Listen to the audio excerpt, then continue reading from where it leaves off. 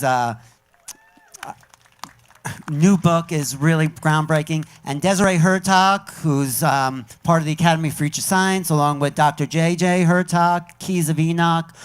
Keys of Enoch was a breakthrough book that opened up, I feel, the world to a multidimensional reality. So we're going to be talking about this interchange between spirit, consciousness, and whoever these visitors are. Then we have the lovely Tricia McCammon. Hi, Tricia. Tricia's new, but she's been around. She's new to Contact, but she has been on the scene for a long, long time with her amazing books. And I wanted Whitley Strieber here today because Whitley is one of the pioneers, and his latest book, Supernatural, was a real breakthrough, I thought. It just came out, so get it if you haven't gotten it. And it's a breakthrough in understanding this contact situation, and it might not be everything we thought it was. It's not the little box that we thought we want to put this phenomena in. It's much bigger. And we have the lovely Linda Moulton Howe, one of the experts, one of the all-time leaders in the field.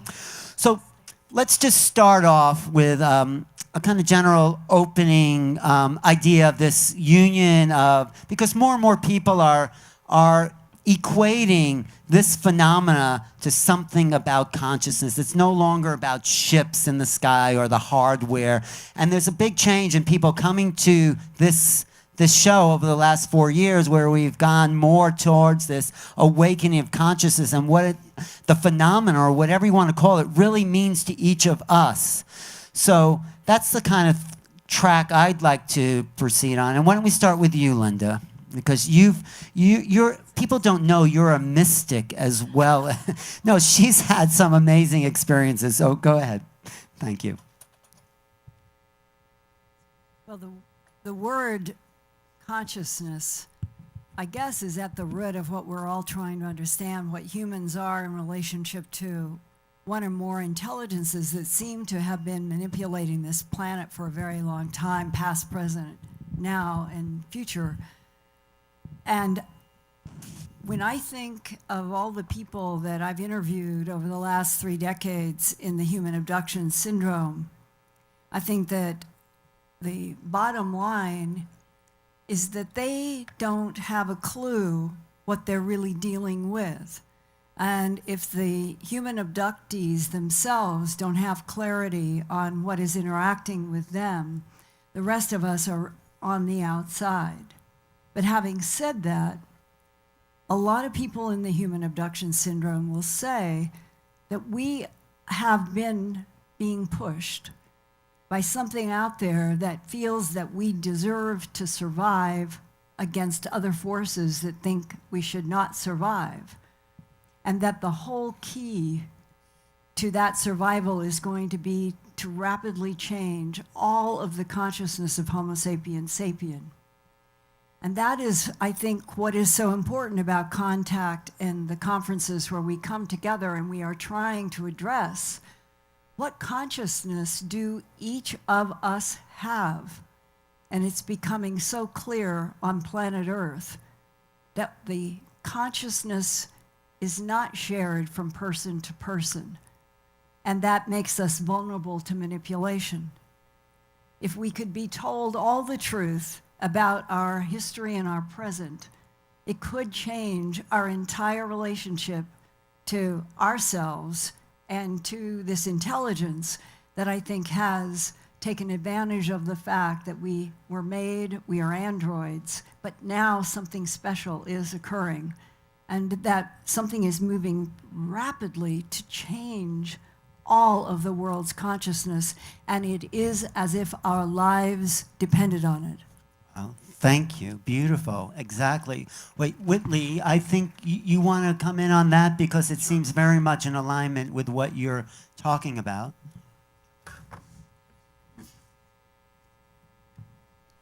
Yeah, am I on? Yeah. Yes, good. I can come in on that. One of the things that has happened is that those of us who have this experience are pretty much all in the same boat. Not too many of us have a an entirely beautiful experience or an entirely evil one. It's very complex and very mixed.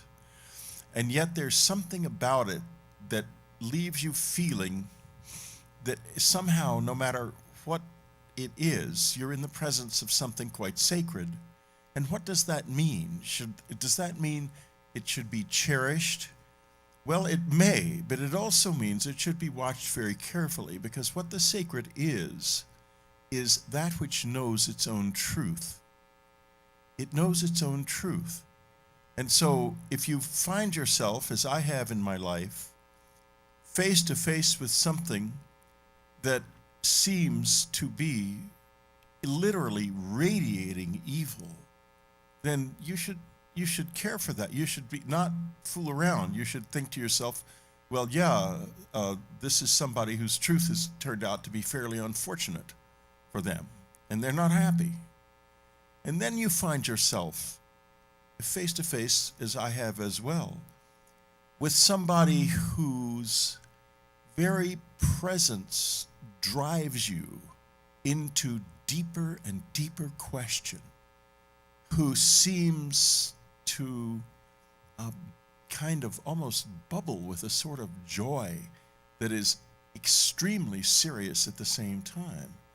And you think to yourself, well, I want more of that. And Linda was talking about this manipulation, that it is a manipulation. It's been going on for a very long time, I think. And it's time for us to take control of it. We need to do some manipulating too. And the way we do that is by seeing this very complex situation for what it is. Now, if I was speculating about why it's like this, and there are many shadings in between. People will talk to you about robotic beings, and I've had experiences with those too. I mean, we all pretty much in the close encounter experience have similar things happen to us. I've also had a lot of experience with a particular individual who's on the cover of Communion. I think it's one individual, although it could easily be I'm wrong, who was brilliant, extremely provocative, not afraid to challenge me to the point that I could have easily gone mad. Not afraid at all. Willing to do literally anything. But this individual showed something some true colors at one point that have resonated with me for the rest of my life. My brother was up at my cabin. This is many years ago when the visitors were coming almost every night. And I was showing him around, and I was really proud of the place and all the things I had done and my accomplishments. And he was a young lawyer just starting out in life. And, you know, I was the older brother, and an older brother is never necessarily good news to a younger brother. So I was taking him through the woods and showing him everything. And suddenly I heard a voice in my head, the voice of that being on the cover of Communion. It said, "Arrogance. I can do anything I want to you." And I thought, oh no, I'm in trouble now. Again, I'd been in trouble before, but so we went down into the clearing where the event had happened, and suddenly this UFO appeared in the sky, which we both saw, and my brother was just awed by it. I'd seen things like it before there, and I had frankly sort of hoped he would see something. But instead of thinking, oh my, isn't it wonderful, I am so cool, I thought, now I know I'm in trouble, but what will happen? Here's what happened. The next day, my bank called and said, "Mr. Strieber, we've got a lot of checks from you, but we don't know what to do with them." And I said, well, process them. He said, well, you don't have an account with us. I said, do you know me, don't you? We knew each other. We had on first name terms. And I said, yes, I do. He said, but I can't find the account. It's not in our system anymore. Did you change banks? I said, no, I didn't do anything. And I thought, this is it. They've made my money disappear. And I went through, after I hung up the phone, I realized I had in my pocket about $50, and that was everything. I had a family to feed, and my money was gone. And what would I do? Where would I get? I had no idea. I was just completely flabbergasted. Plus, there were all these checks that were going to bounce at the end of the day. So yes, humbling. So I called the bank and I said, can you at least hold the checks overnight, because this has got to be your fault. You've got to find this account. It can't just disappear.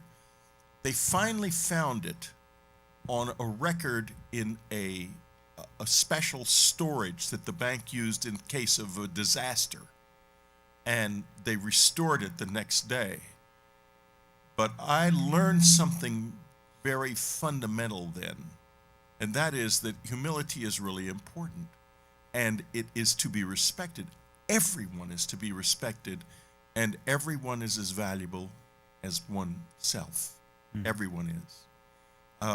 Thank you. So I'm finished, but I just wanted to. Was there a final point, though? Yeah, okay. The final point is this. Part of this experience is calling to us and making demands on us that we come to a better, higher level of consciousness, and offering us help. And it's available in every life that wants it. You just have to ask, but be careful what you ask for. Thank you, because you'll be tested, right? Tricia, you want to talk about your experiences as a contactee and also as a channel of sorts, as a leader of spiritual communities. Oh yeah, good, it's working. Hi, I'm Tricia McCannon, and it's great to actually be here. This is my first time at Contact at the Desert, although I have been speaking around the world for about 20 years. And you know, when I first started speaking, I was actually heading up the UFO panels at the Whole Life Expo in about 10 cities for about the first 5 years. And some of these guys were actually on my panels. And one of the things that I saw in the beginning of the UFO movement, at least when I entered it 25 years ago, actually more than that, about 30 years ago, was that it seemed like there was a big division. The boys were all about the metallurgical samples. Have you noticed that? And the girls were much more about spirituality. So the guys were all about, you know, give me the machines, and we want the layouts, and, you know, how does it all run and how does it work? And the women were open to things like spirituality and angels and the interdimensionality of the whole thing. And for me, there's never been any separation. I think it's like the male brain that we all have, whether we're a man or a woman, and the female brain. And mastery is the activation of both parts of ourselves coming together, which is what opens the third eye. Well, we have an even panel tonight. Look at that. We do. We have an awesome panel.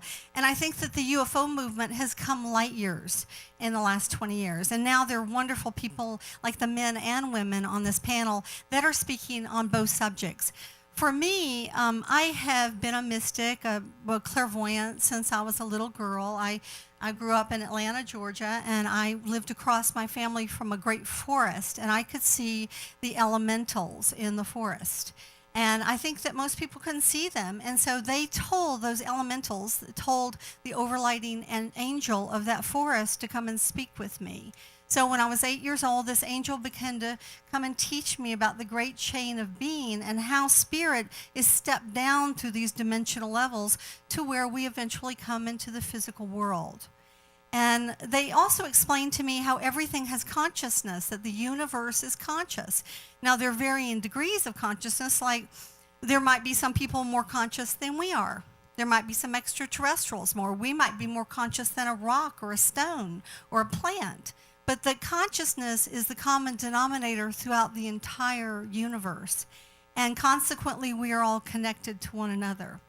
So in my experience as a child and a teenager and growing up, I had ongoing contact with beings from spaceships and angels and masters and divas and elementals. So for me, there was never any separation of these things because I was having experiences from these higher realms. Some of the beings were completely physical and human. Some of them come from the Pleiades. I remember when I was 7 years old, I was on a ship, and there was a man in kind of like a space flight suit with a lit console behind him, and there was a huge dome above our head. And he said, you know, when you look into the stars at night, we come from a planet around one of those stars. I was like, well, that makes sense to me. You know, I'm 7 years old. Sure, of course. And I said, well, how long have you been coming to this planet? And he said, many, many times. We have been coming for eons. And he actually energetically touched my third eye, and I found myself back in time as a tall extraterrestrial man helping to build the entire underground complex at Giza. And this was in preparation for the time that we knew that Atlantis would go down. And throughout the years, like when I was 12 years old, a group of beings appeared at the end of my bed. And there were 5 of them, and they looked translucent in these beams of light. And, you know, they were telling me that I wouldn't see them for a while. They said, you know, you volunteered to come to this planet. You're an activator. You're one of many that have come to this planet at this critical time. And, you know, you have a job assignment. You will see us later, but we're leaving now. So, you know, see you later. Good luck on your mission. We'll check in from time to time.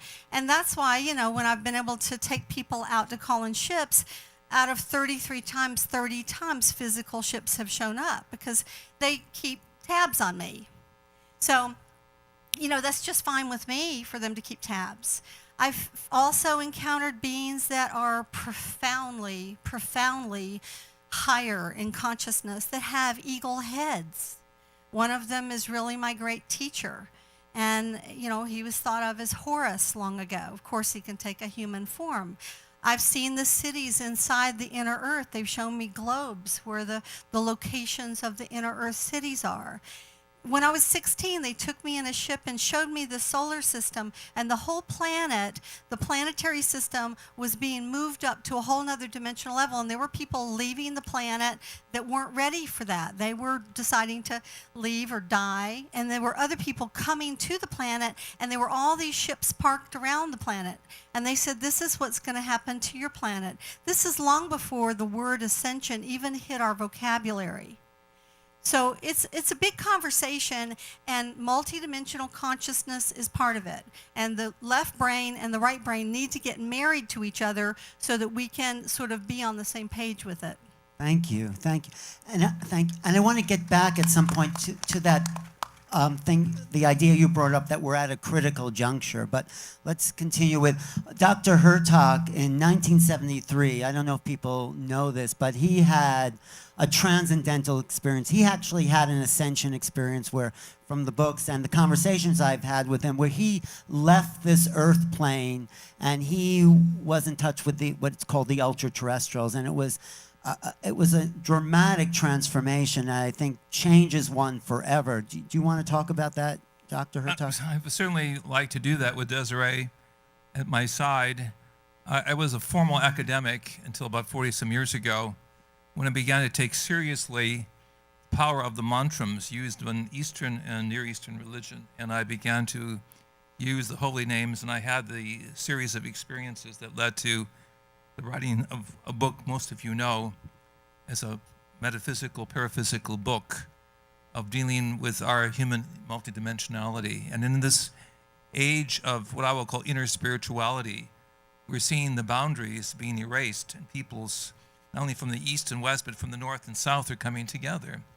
And I would like to touch on this in terms of the experiential side. Desiree and I have shared with the shamans in Brazil, who believe the star people are coming back now because they can't wait for the intellectual games of the Northern Americans and Europeans to resolve these issues that we've lost, the unconditional love, the pulse that brings us all together. And so, Desiree, you might want to give your impressions. Well, I was going to go back a little bit to what Tricia McCannon had said, is we originally worked a little bit with J. Allen Hynek, and it was really strange because he was looking for those nuts and bolts. But every time he went out and really did the investigation, like Pascagoula, Mississippi, he found aliens that would float, that would communicate with the brain, that had a message for the planet. And it was really difficult for him to put this together. When he went to South America, amazing things would happen in the midst of some of these contactees. And it was just confusing for people at that time. But I believe now we are at a critical threshold, and we are starting to put together an understanding that we are not alone in the universe, but, and the important thing is the but, there are many different levels of intelligence that are here and trying to contact us. And that's why it's hard to get the consensus, even though I think we're pretty consensual tonight, actually. It's amazing. Because the fact is that some are here because they want to do medical experiments. They like our DNA. They like our souls. I know this is something Linda Moulton House talked about. There's others who are here to help and assist us because of the changes going on this planet. And believe me, they are major. Part of our work with the Academy for Future Science, which is an international organization, has looked at like CO2 levels. Our levels of CO2 are much higher right now than they were at the last ice age. I mean, it's incredible. We're like going back millions of years to get the levels of CO2. Is it all from our car emissions? Probably not, because it seems, and that's the work of the Keys of Enoch, that the last 40 years, they've been preparing us for contact. And why is it not that they don't just land on the White House lawn? Because contact is so much more intricate and multidimensional. It's not simply physical contact, but consciousness contact. And this is why we think of the consciousness shift going on. We're rediscovering ourselves as multidimensional beings. We're no longer locked in fixed science and religion. We're seeing an emergent spirituality, more authentic, more universal, and also requiring a sense of dedication to the whole human race. This is what I admire in the work of all of the panelists and presenters here. People have gone out of their way to look at the collective picture holistically, because the questions as to who's on first base or who are the good white hats or the black hats, these are elementary questions regarding those who have had opportunities to be briefly on the other side or with the higher spiritual guides and teachers. We are all part of a large cosmic university, and we're being prepared to graduate from Schoolhouse Mother Earth into this cosmic university. Thank you. Thank you. And so, Graham, how does this transformation, this awakening fit into the ancient histories that you've been studying and the past and where we're at now in our critical time forward? Okay. I'll come at that in a circuitous way. Okay. Okay, so I'm sitting in the Amazon jungle in the middle of a clearing. We've set up some benches in the clearing, and I have drunk a powerful visionary brew called ayahuasca.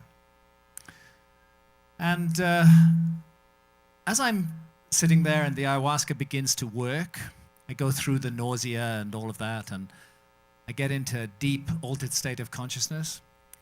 Suddenly, I become aware of a group of, UFOs right above me. And I see this face, which is very like the face of a typical alien gray. And it's looking down at me from the sky. And I'm filled with terror. With ayahuasca visions, it's better to keep your eyes closed. If what you find is frightening, you can often block it by opening the eyes. So this is what I do. I open my eyes because I get the strong sense that they're going to take me, and I don't want to be taken. And I open my eyes and I say, no! Of course, what I should have done was kept my eyes closed and said, yes! Fear is never going to serve us in these situations. I was in the Amazon because I had become aware of remarkable similarities in art around the world. Going back deep into the human story, way back to the painted caves 40,000 years ago or more, and through the cultures of the ancient Egyptians, the ancient Greeks, coming into the modern age, and then shamanistic cultures all around the world. And there are astonishing similarities in the imagery that is presented, and I wanted to understand that.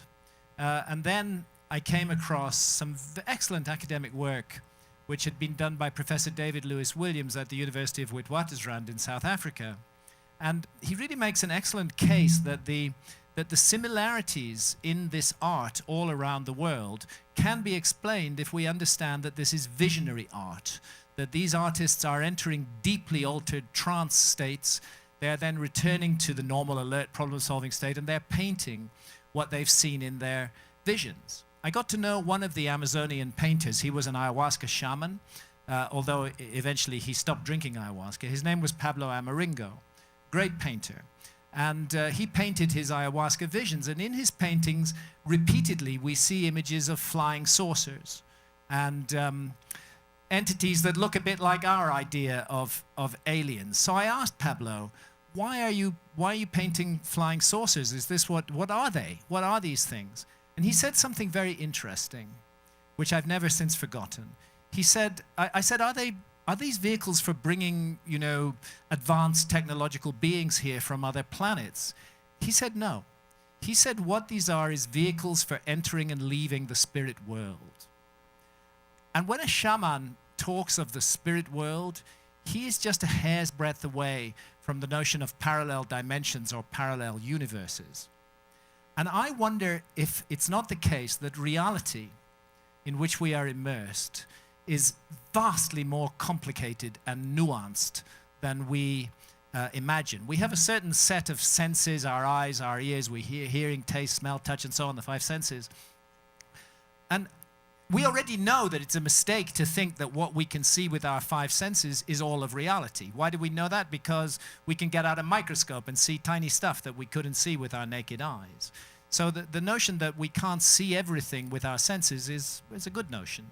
And the suggestion is that in deeply altered states of consciousness, we alter the receiver wavelength of the brain. And we allow the brain to gain access to other levels of reality that are normally closed off to us. And I have a feeling that that is part of what we are involved in the UFO and alien mystery. Whatever this is, it's something that goes back into the very origins of humanity. It goes back a very long way. Whoever these entities are, they have been with the human race as teachers for countless aeons. I also wrote a book called Supernatural, published in 2005, and the subtitle of that book is Meetings with the Ancient Teachers of Mankind.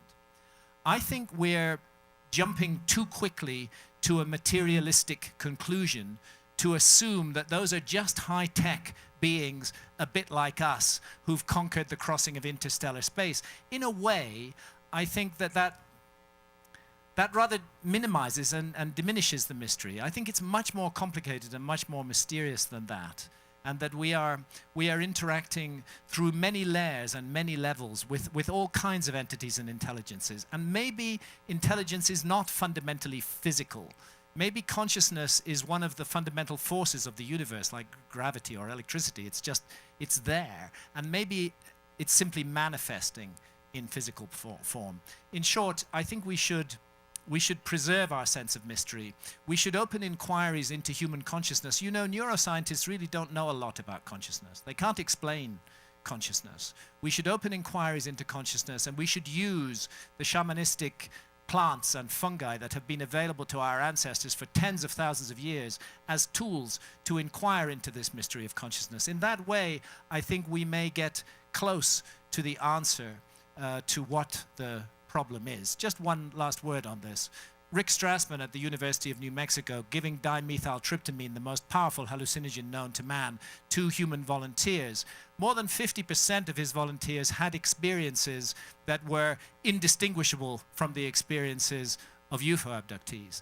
And here's what a number of them said without comparing notes. The entities they met in their deeply altered state of consciousness said this to them. They said, "We're so glad you've discovered this technology. Now we can communicate with you much more easily." Think about it.